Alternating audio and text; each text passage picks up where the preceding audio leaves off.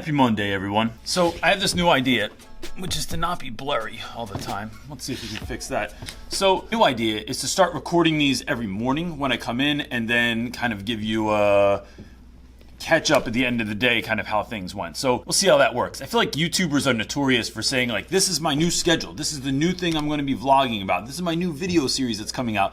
And then 2 weeks in, just goes away. And to be honest, I can't blame anyone because this series is like, it's hard to do all this stuff all the time. Like, you're busy. There's gonna be kids knocking on my door in like 3 minutes. Here's what I'm thinking about this morning, and then I wanna just tell you what I'm doing today real quick. So last night on the live feed, for those of you that don't know, I do a live feed every Sunday night to talk to folks about like what's going on in their lives and to help teachers who are nervous or educators or students who are nervous on Sunday night get ready for Monday morning. And a question that pops up very frequently is like, what do I do when people at work like dog me all the time? Or, oh, who is this? What's up? Yeah, Marcus can come in. What's up, man? I know I was just ignoring people. You got new hair. Yeah, I know. How long did that take? I'm gonna just talk to myself. So one of the things, Marcus is here now, and he has new hair. There he goes. Are you putting food on the shelf? How teachers just sort of like talk trash about one another, or like about because they think they're doing a really great job, or because they think someone else is doing too much of a job. And I just think that, what would it look like if instead of doing that, folks just sort of tried to support the people around them? Gosh, I had this all planned out in my head. So let me put it like this. I think this sort of like dangerous minds or freedom writers mentality oftentimes, and maybe you love those movies, and I'm not faulting you for loving those movies because they're great movies. I mean, it's people that are helping kids, right? But this idea of like, I have to be the one is just so limiting, and it's taking too much on, honestly. Like, what would it look like if your school worked as a community of educators, and maybe that's only 2 other people that you can bang with at your school, that you can get down with, that are gonna do the same thing? What would it look like if there were a small group of you instead of you being the solo one? And I think the great thing about this online community that we're all a part of is that we can be that for one another. And so what I was noticing last night in the comment section was like, that there really are people like reaching out to one another. There's like, you know, Richard Royster's like helping teachers out, and people like Tracy Pinter and Sarah Childs and Pratt and all these other people that are like sharing their ideas. It becomes this community of people that are helping one another. And I just think, what would that look like at your own school? Instead of tearing someone down, you actually try to lift somebody up. What would it look like if you went out today and got 2 coffees and just gave one to someone who could use one, even if they're not nice all the time? What would it look like if you went around school? Maybe this isn't a good idea, but what I do is I go around school and I take people's family pictures out of their frames on their desks, and then I put pictures of me in. I actually have a whole folder of pictures of me that I put in people's desks. So to that end, I hope that your Monday is amazing, and I hope that you do something out of the ordinary for somebody else to try and help like create that community in your school.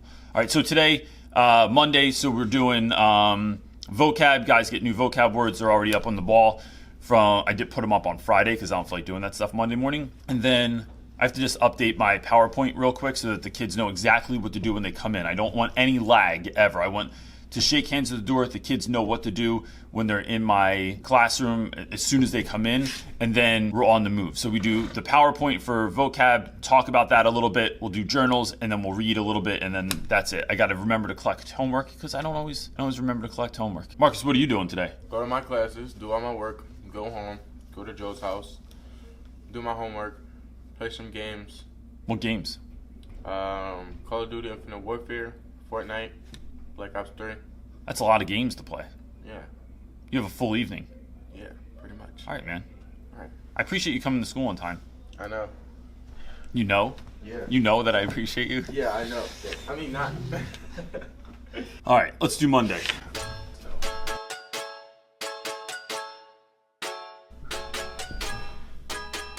When I say it's been a week, it has been a week. Before I even get started, let's say this. If you watch this channel a lot and you want to know when my videos come out, you should hit the subscribe button and hit that little bell. My students say that I don't say that enough in my videos, and apparently my students watch my videos, so I'm going to take their advice. Just the little bell lets you know when the video comes out, and if you don't hit it, sometimes videos come out and you don't know about them and stuff like that. So anyway, this week has been convoluted, and I'm gonna break it down a little bit and kind of talk about kind of what's coming up. Like every day I've tried to make a video, something has happened. And that's the hard thing about YouTube, is like The idea of daily vlogging is really wonderful, and it's something that I want to do, but there have been things that have happened within the school that we've had to have meetings for.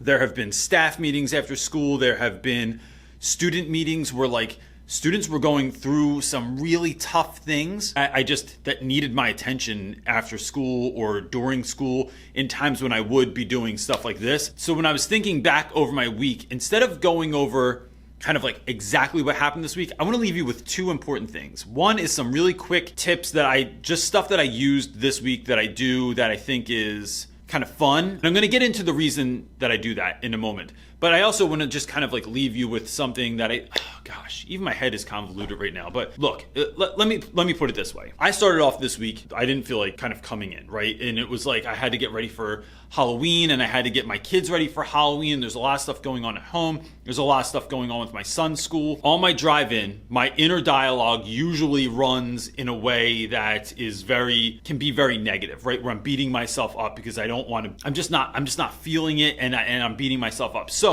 this week I have this new practice where I'm stopping that. I'm not allowed to have that self-talk. I literally will myself to stop that. And then I start having thoughts, like insisting that I think about things that are uplifting and put me in the right mindset, because school goes better when I'm in the right mindset. And so what that did was it allows me to work on the offense and not go into school in the defense. Because when we're on the defense, things are happening to you and you're trying to either stop them or catch up or fight something off. But when you're on the offense, you decide what's going to happen. So instead, I decided to go on the offense. And the way that looked was I decided that there was going to be some child this week or some teacher that was going to need my help.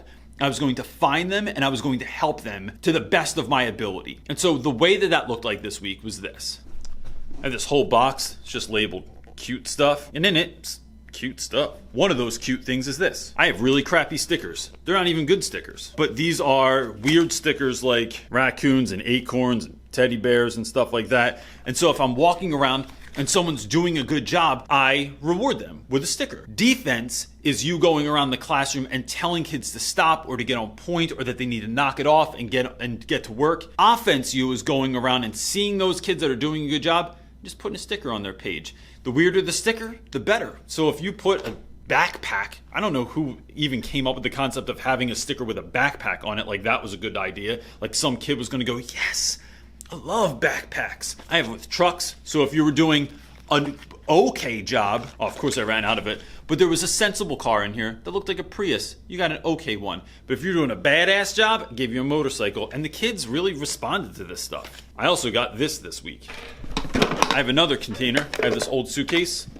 It's called Weird Stuff. I also have another one that's called Weirder Stuff. In here I have this, a Ziploc bag filled with fake money. So let's say I walk in and you're doing a good job. You're on point. You're doing the pre-class, which means you got your stuff ready before class. I might throw you $1 and I'll say, yo bro, you're doing a real good job. Remember, there's more where that came from. Then let's say you're not doing a good job. I go, whoa, I could take that $1 back because there's also coins in here. And this is all from the dollar store. And I might give you 75 cents instead. And then kids play into this stuff. I don't know why it works. But I just walk around with all this cash and I go, yo, #ballin'. It cracks kids up. If someone gets a $10 bill, the dude next to him gets all salty that they only had a $1 bill or a $5 bill. Hey, yo, how come he got $10? Because he's 100% on point, and I like this answer, and he volunteered to read today. So up your game, and you get paid more. So that was like a fun, ridiculous thing. And then I even walk around the hallway, and I give kids, I'm like, yo, man, doing a good job lately. I've been noticing you. Get yourself something nice. And it just breaks the monotony of the day. And sometimes that's all you want to do is break the monotony of the day. And you, again,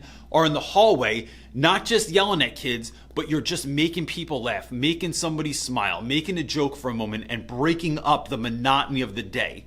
90% of what you think about today, you thought about yesterday and the day before and the day before. So whenever you can interrupt that pattern, it just benefits people around you as long as you're doing it in a positive way. Another thing I did this week was we were reading journals in class the other day, and so I put the prompt up on the board. I've talked about this before. I put a writing prompt on the board, and then I have kids answer the prompt, and everyone was reading, and it was really boring and no one was like feeling it that day. Sometimes the earlier classes are kind of a drag. I decided to play music behind it. So the question was, what does your life look like in 20 years?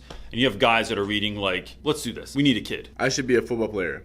In the next 20 years, I will play for the Giants and take care of my mom, dad, and my church. I will take care of my brothers and my family. I will buy my mom a big house and give her a big red car and give my dad some cash. Wait, same journal entry, but with motivational music behind it. I should be a football player. In the next 20 years, I will play for the Giants and take care of my mom, my dad, and my church. I will take care of my brothers and my family. I will buy my mom a big house and give her a big red car and give my dad some cash. Makes a big difference. Good job, cheesesteak. Thank you. I almost didn't see you there with that camouflage wave cap on. I'm in a video. It's been a while. Hi, YouTube. Kent's here also. Hey, I'm the only Asian. He is. Yeah, that's how he's our 1%. When they show the pie chart for our school, Ken is literally the only Asian kid that goes to our school. So doing silly stuff like that really changes the moment. It makes everyone laugh, and then everybody wants to read all of a sudden because you just find weird, like motivational music, and that works with if you think someone's going to tell an adventurous story or a sad story. Just playing that music underneath of it, and it shouldn't make fun of kids. So if someone has a sad story, you're not trying to make fun of them. It does break it up, it does make it fun, and it works a lot better. So let me leave you with this, because I've had a conversation with students several times this week, and I just think it's worth teachers knowing also. When you have students, I had students this week that were going through something really difficult, or have in the recent past gone through something really difficult, and they just see it as something that just makes them not as strong as someone else. It makes them feel embarrassed. It makes them feel like they don't have as much to give because they've been beat down so many times. And even talking on the phone with teachers this week and through email with teachers this week, I just get the sense that adults are kind of going through the same thing. And I forget that sometimes because I'm working with children most of the time. But what I would like you to know before you leave this video and before you even go into school tomorrow is this. All of the things you've ever gone through in your life can empower you.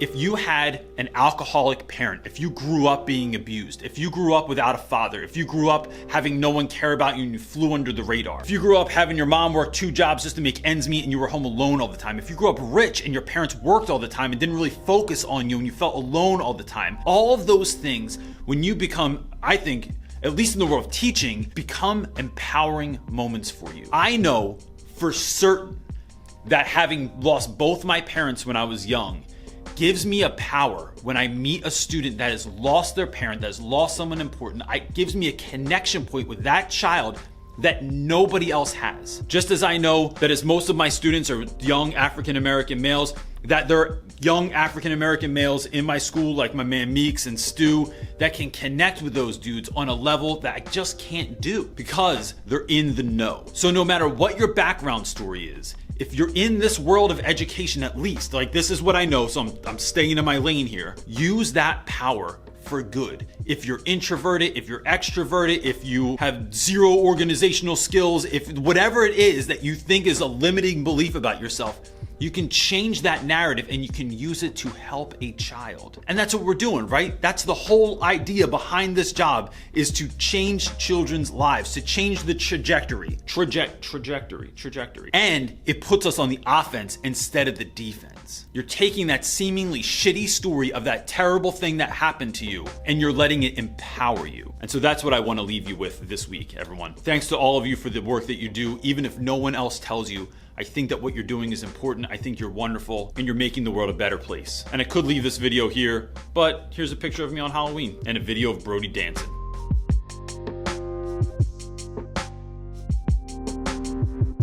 And if you want to see more of Brody dancing and us trick-or-treating, you can just click this video that's right up here and that's it. Thanks, guys.